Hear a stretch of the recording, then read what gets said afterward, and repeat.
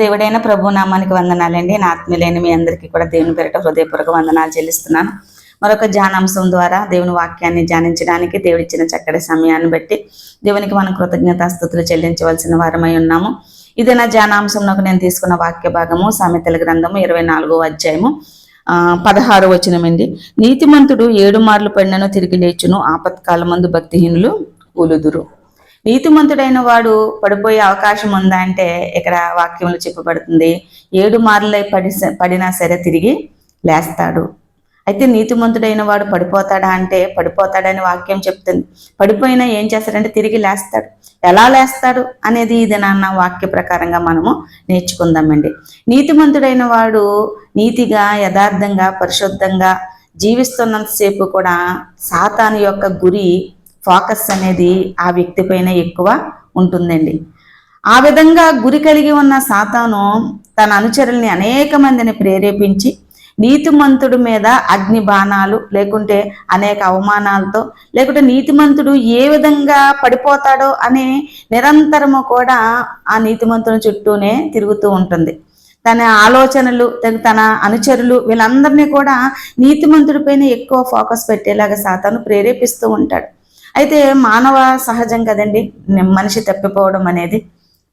కాబట్టి అలా తప్పిపోయినప్పుడు దేవుడు మళ్ళీ నీతిమంతుని యొక్క నీతిని గూర్చి ఆ వ్యక్తికి జ్ఞాపకం చేసి, నువ్వు నీతిగా ఉంటున్నావు, పరిశుద్ధంగా ఉంటున్నావు, ఈ విధమైనది చెయ్యొచ్చా, ఈ విధంగా చేయడం వల్ల దేవునికి దూరం అయిపోతావు కదా అని దేవుడు మళ్ళీ తన వాక్యం ద్వారా, తన భక్తుల ద్వారా, తన పరిచారకుల ద్వారా ఆ నీతిమంతుని మనస్సును మార్చి మళ్ళీ తన మార్గములో నడిపించడానికి దేవుడు ఒక పక్కన ప్రయత్నం చేస్తుంటే సాతాను మళ్ళీ ఏ విధంగా పడగొట్టాలి, సరే గట్టెక్కేశాడు, అయితే మళ్ళీ ఏ విధంగా ద్రోవ పట్టించాలి అని అనేక విధాలుగా నిరంతరము కూడా నిర్విరామంగా ప్రయత్నం చేస్తూనే ఉంటాడు. అందుకనే సాతాను తంత్రాలను మనము ఎరుగని వారం కాము అని పౌలు గారు చెప్తున్నారు. పేతురు గారు చెప్తున్నారు, గర్జించు సింహము వల్ల ఎవరిని మింగుదనని సాతాను ఎదురు చూస్తున్నాడు, కాబట్టి జాగ్రత్తగా ఉండండి అని పేతురు గారు చెప్తున్నారు. కాబట్టి ప్రియులారా, నీతిమంతుడైన వాడు పడిపోతాడా అంటే ఆన్సర్ పడిపోతాడని చెప్పవచ్చు. పడిపోయిన నీతిమంతుడు తన చేసిన తప్పుని గుర్తెరిగి దేవుని సన్నిధిలో ఒప్పుకొని పశ్చాత్తాప్తుడై విడిచిపెడతాడు. అది నీతిమంతునికి దేవుడిచ్చిన ఒక ఉన్నతమైన అవకాశం అని చెప్పవచ్చు. అయితే కొన్ని సందర్భాల్లో ఒప్పుకొని తన తప్పుని గుర్తించకుండా, గ్రహించకుండా, ఒప్పుకొని విడిచిపెట్టలేని పరిస్థితులు దాటిపోయినప్పుడు దేవుడు కలుగజేసుకుంటాడండి. దేవుడు కలుగజేసుకొని ఆ నీతిమంతునికి తన చేసిన తప్పును ఏ విధంగా తెలియజేయడం ద్వారా మళ్ళీ తన మార్గంలోనికి తెప్పించుకోవాలో సృష్టికర్త అయిన దేవునికి బాగా తెలుసండి. అందుకనే ఒక శోధన ద్వారానో, లేకుంటే ఒక ప్రమాదము ద్వారానో, లేకుంటే కొన్ని పరిస్థితులను దేవుడు అనుమతించి ఆ నీతిమంతుని మళ్ళీ తన దారికి తెప్పించుకోవడానికి దేవుడు సాతాను ఎత్తేస్తే దేవుడు పై ఎత్తి వేసి నీతిమంతుని మళ్ళీ సరైన మార్గములో దేవుడు తీసుకొని రావడం మనము దేవుని జీవ గ్రంథంలోనే కొన్ని వ్యక్తుల ద్వారా మనము నేర్చుకున్నామండి. బెస్ట్ ఎగ్జాంపుల్ దావీదు గారు బత్షెబతో తప్పు చేసినప్పుడు నాతాను ప్రవక్తను పంపించారు. ఎందుకంటే దావీదు గారు గ్రహిస్తారని దేవుడు ఆలోచించాడు, కానీ దావీదు గారు గ్రహించలేదండి. గ్రహించలేకపోవడం వల్ల నాతాన్ అనే ప్రవక్తను పంపించి ఒక కథ ఉదాహరణగా చెప్పినప్పటికీ కూడా తను చేసిన తప్పనైనా గ్రహించి, నేను రాజును కదా, నేను ఏది చేసినా చెల్లుబాటు అవుతుంది అని అపోహతో ఉన్నాడో, మరి సాతాను అతని ఆత్మీయనేత్రాలకు గ్రుడ్డితనం కలుగజేసిందో మనకు తెలియదు, కానీ తన తప్పుని తను గ్రహించలేకపోయాడు. దానివల్ల నాతాను ప్రవక్తని ఆ ఉదాహరణ చెప్పిన తర్వాత న్యాయమే చెప్పాడు. ఒక గొర్రెపిల్లకి 4 గొర్రెపిల్లలు ఇవ్వాలి, అన్ని మేకపిల్లలు ఉండగా లేనివాడు మేకపిల్లని ఎందుకు తీసుకోవాలని తీర్పు కూడా చెప్పేశాడు. ఆ వ్యక్తివి నీవే అన్నప్పుడు వెంటనే గ్రహించి దేవుడు పనిష్మెంట్ కూడా ఇచ్చాడండి. మూడు ఆప్షన్స్ దేవుడు దావీదు గారికి ఇచ్చాడు. ఈ 3 ఆప్షన్స్ నువ్వు ఎన్నుకో, నువ్వు చేసిన తప్పుకి ఇదే పనిష్మెంట్ అని దావీదు గారిని సరైన మార్గంలోనూ పెట్టిన తర్వాత దానికి తగిన పనిష్మెంట్ కూడా దేవుడు ఇవ్వడము జరిగింది. ఈ విధంగా భక్తుల జీవితాల్లో తన చేసిన తప్పుల్ని ప్రతి భక్తుడు కూడా ఒప్పుకొని విడిచిపెట్టి దేవుని దగ్గర పశ్చాత్తాప్తుడే మళ్ళీ దేవుని యొక్క కనికరాన్ని కృపను పొందినట్లుగా దేవుని జీవగ్రంథంలో చేస్తున్నాం. యోనా గారిని చూస్తున్నాం, పేతురు గారిని చూస్తున్నాం. ఇంకా నువ్వు భక్తులు చాలా మంది దేవునికి అంటే దేవుని మార్గంలో తొలగిపోయినప్పుడు మళ్ళీ దేవుని మార్గంలోనికి వచ్చి తమ జీవితాలను సరిచేసుకున్నట్లుగా మనం చూస్తున్నాం. అందుకనే నీతిమంతులు ఒకవేళ తప్పిపోయే అవకాశాలు ఈ లోకంలో బ్రతుకుతున్నాం కాబట్టి ఉన్నాయి. కానీ తప్పిపోయిన నీతిమంతుడైన వాడు మళ్ళీ ఏం చేస్తాడని దేవుని వాక్యం చెప్పింది, తిరిగి లేస్తాడు అని దేవుని వాక్యము చెప్తుంది. హెబ్రీయులకు రాసిన పత్రిక 4వ అధ్యాయం 15వ వచనంలో మన ప్రధాన యాజకుడు శోధింపబడిన పాపము లేనివాడుగా ఉన్నాడంటే, మన ప్రధాన యాజకుడైన యేసుక్రీస్తు వారు శోధించబడ్డాడు. అనేక విధాలుగా శోధించబడినప్పటికీ కూడా ఆయన పాపము లేని వ్యక్తిగా ఉన్నట్లుగా దేవుని వాక్యము స్పష్టంగా తెలియజేస్తుందండి. దేవుని వాక్యం స్పష్టంగా తెలియజేస్తుంది ప్రియులారా.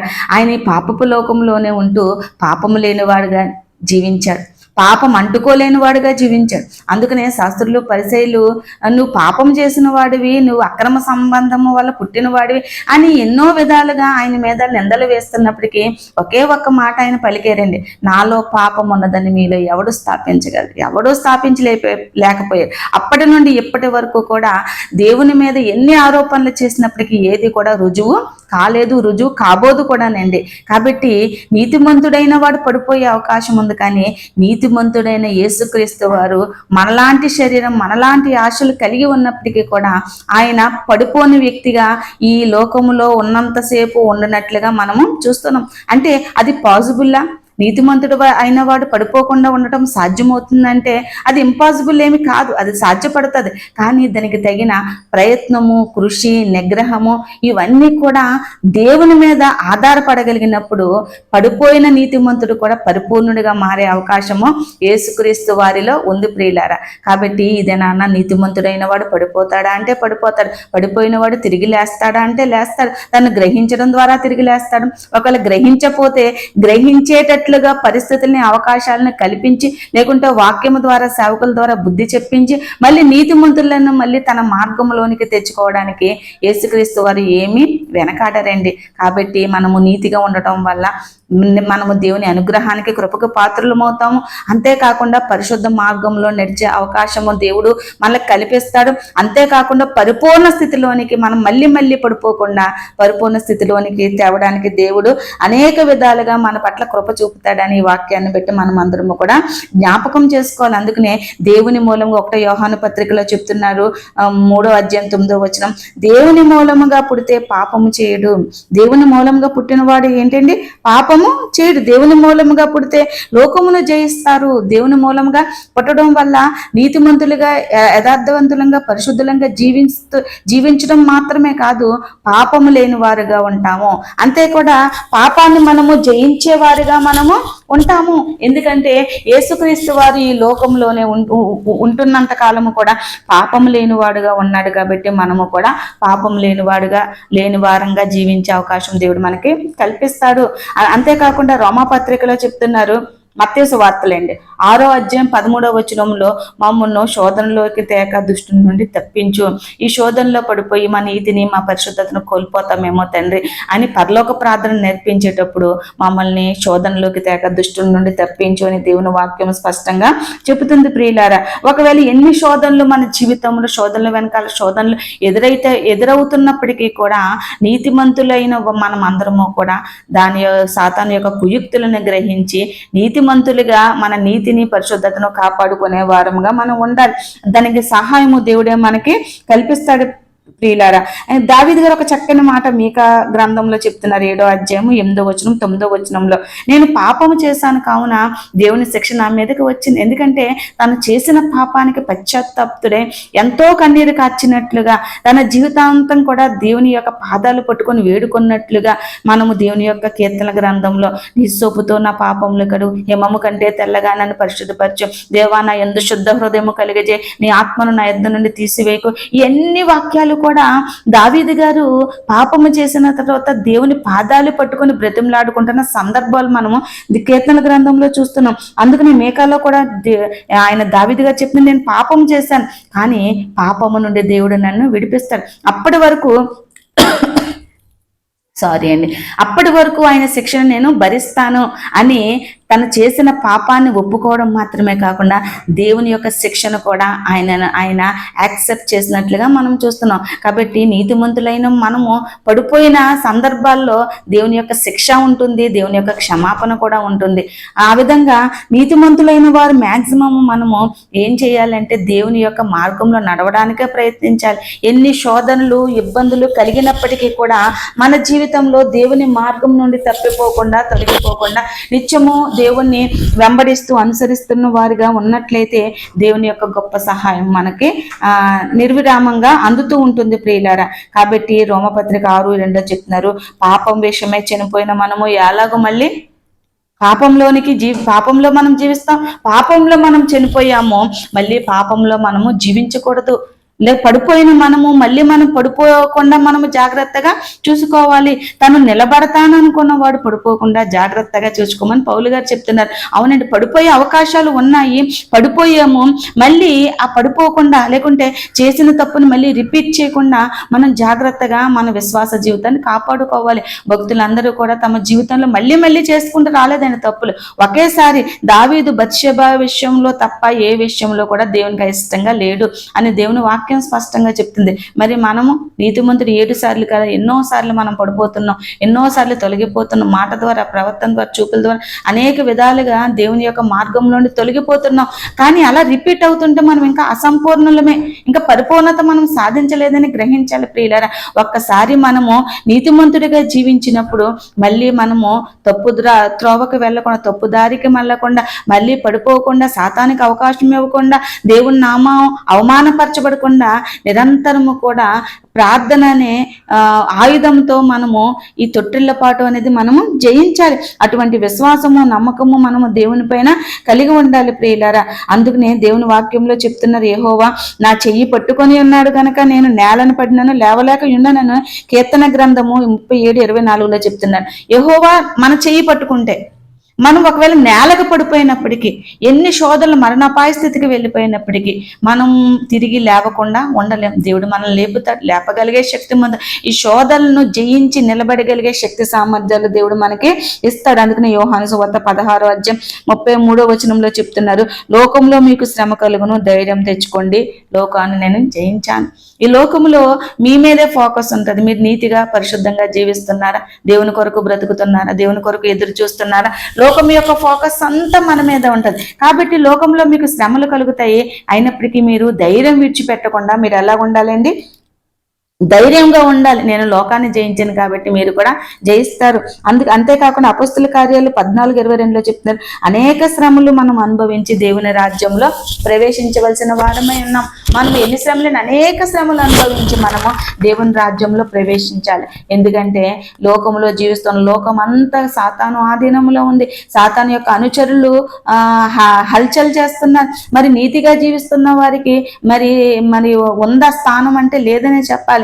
కాబట్టి నీతిగా జీవిస్తున్న మనము, దేవుని కొరకు బ్రతుకుతున్న మనము మరింత జాగ్రత్తగా మనం బ్రతకాలండి. ఎందుకంటే మనల్ని పడగొట్టడానికి అన్ని విధాల కూడా అనేక మార్గాలను సాతాను వాడుతూ ఉంటాడు, ఎన్నుకుంటూ ఉంటాడు. అనేక వ్యక్తుల ద్వారా, సొంత వారి ద్వారా నీతిమంతుని పడదోయడానికి అనేకమైన ప్రయత్నాలు జరుగుతూ ఉంటాయి. కాబట్టి నీతిమంతుడైన వాడు ఏం చేస్తాడండి, పడిపోతాడు. పడిపోయినప్పటికీ తిరిగి లేస్తాడు.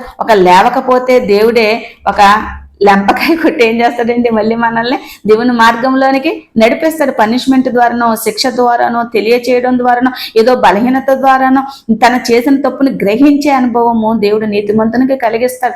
అందువలన నీతిమంతుల యొక్క జీవితాల్లో దేవుని యొక్క ప్రమేయం కంపల్సరీ ఉంటుంది. కాబట్టి నీతిమంతుల్ని పడద్రోయాలని చూడొద్దండి. నీతిమంతులు పడిపోయినా తిరిగే లేస్తారు, కానీ లేచిన తర్వాత మళ్ళీ మరింత స్ట్రాంగ్గా ఉంటారు. పడిపోయే అవకాశము నీకు ఇవ్వకుండా దేవుడు నీతిమంతులైన వారిని స్ట్రాంగ్గా చేస్తాడు. కాబట్టి ఇది నాన్న దేవుని వాక్యం మనము నేర్చుకున్నాము. నీతిమంతులు 7 సార్లు పడిపోయినా తిరిగి లేస్తారు.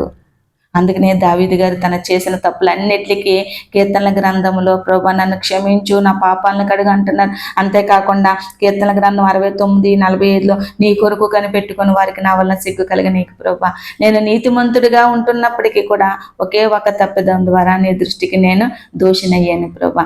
నా వల్ల నీ నామానికి అవమానం కలగనివ్వకు. నేను నీతిమంతుడు పడిపోతాడని అనేక మంది బేస్ చూసుకొని పడిపోయే అవకాశాలు ఉన్నాయి. కాబట్టి నన్ను వారికి వారి వలన లేకుంటే నా వలన నీ నామానికి వారి వలన సిగ్గు కలగనీయక ప్రభు అని దేవుణ్ణి వేడుకున్నట్లుగా చూస్తున్నాం. అయితే నీతిమంతుడైన వాడు పడిపోతాడు కదా, అయితే పడిపోతాము కదా అనుకుంటే మనము పడిపోతామండి నిజంగా. కానీ నీతిమంతుడైన వాడు పడిపోకుండానే జాగ్రత్తగా చూసుకోవాలి. ఒకవేళ పడిపోయినా తిరిగి నీ తప్పిదాన్ని దేవుని సన్నిధిలో ఒప్పుకొని విడిచిపెట్టి ఆ తప్పిదం మరెన్నడూ నీ జీవితంలో జరగకుండా జాగ్రత్త పడాలి. ఒకవేళ అలా జాగ్రత్త పడకపోతే దేవుని యొక్క శిక్ష, పనిష్మెంట్ ద్వారా మళ్ళీ దేవుడు నిన్ను తన మార్గంలోనికి నడిపించే స్థితి తెచ్చుకోకుండా నువ్వేదైనా చిన్న చిన్న విషయాలు పడిపోయినప్పుడు, జారిపోయినప్పుడు వెంటనే గుర్తించి దేవుని పాదాలు పట్టుకొని ఒప్పుకొని విడిచిపెట్టి మళ్ళీ దాని వైపు తిరగని పరిస్థితుల్లోనే మన ఆత్మీయత కొనసాగించుకోవాలని, నీతిమంతులైన వారంగా మనందరం ఉండాలని. నీతిమంతుల జీవితంలో దేవుని యొక్క ప్రమేయం 100% ఉంటుంది. కాబట్టి నీతిమంతుడైన వాడు చాలా బహు జాగ్రత్తగా ఉండాలి. సాతానుకు కానీ, సాతాను అనుచరులకు కానీ, లోకానికి కానీ దేవుని నామం దూషించబడకుండా నీతిమంతుడు జాగ్రత్త పడుతూ ఉండాలని. అనేక శ్రమలు, శోధనలు ఈ లోకంలో మనకి వస్తాయని దేవుడు ముందే చెప్పాడు. నేను లోకాన్ని జయించాను కాబట్టి మీరు జయిస్తారని చెప్పారు. ఈ మాటలన్నిటిని మనము ఎప్పుడు కూడా తలపోసుకుంటూ నీతి మార్గంలో మరింత ముందుకి కొనసాగాలని, ఆ విధంగా మనం పరలోక రాజ్యానికి సిద్ధపాటు కలిగిన వ్యక్తులంగా ఉండాలని ఈ దినాన్ని వాక్యం మీ అందరికీ అర్థమైందని అనుకుంటున్నాను. పడిపోతాడు కదా, నేను పడిపోతాను అన్నట్లుగా అసలు ఉండకూడదండి. వారు పడిపోయిన ఈ కొరింథీయులకు రాసిన పత్రికలో చెప్తున్న యుగాంతమందున మనకు బుద్ధి కలుగుటే అనేక విషయాలు దేవుడు దేవుని జీవ గ్రంథంలో రాయించి ఉంచాడు. కాబట్టి యుగాంతమందున మనం బుద్ధి తెచ్చుకోవాలి. వారు పడిపోయారు కదా అని మనం పడిపోకూడదు. లేకుంటే వారు అలా చేసే భక్తులే చేశారు కదా నేను చేయకటం పెద్ద విశేషమే ఉంది అనుకోకూడదని. యుగాంతమందున మనకు బుద్ధి కలుగుటకు ప్రతి విషయాన్ని దేవుడు దేవుని జీవ గ్రంథంలో రాయించి ఉంచాడు. కాబట్టి మనం బుద్ధి తెచ్చుకోవాలి తప్ప మరింత బుద్ధిహీనులుగా వారు చేశారని మనము కూడా అదే త్రోవలో నడిచినట్లయితే దేవుడు ఈ మాటలన్నీ రాయించవలసిన అవసరము ఉండదండి. కాబట్టి ఈ విషయాలన్నిటినీ గ్రహించి నీతిగా, పరిశుద్ధంగా, యథార్థంగా జీవిస్తూ పడిపోకుండా జాగ్రత్తగా ఉండాలని, అనేక శోధనలు, సమస్యలను లేకుంటే సాతాను పెట్టే అనేక పరీక్షలను ఎదుర్కొంటూ జయవీరులుగా దేవునికి మహిమకరంగా ఆయన సంతోషించే రీతిలో మన నీతి, విశ్వాసము, పరిశుద్ధత, యథార్థత కాపాడుకుంటూ మనం జయవీరులుగా దేవుని రాజ్యంలో ప్రవేశించాలని దేవుని పేట కోరుకుంటూ ఈ పరిశుద్ధ మాటలను దేవుడు దీవించి ఆశీర్వదించును గాక.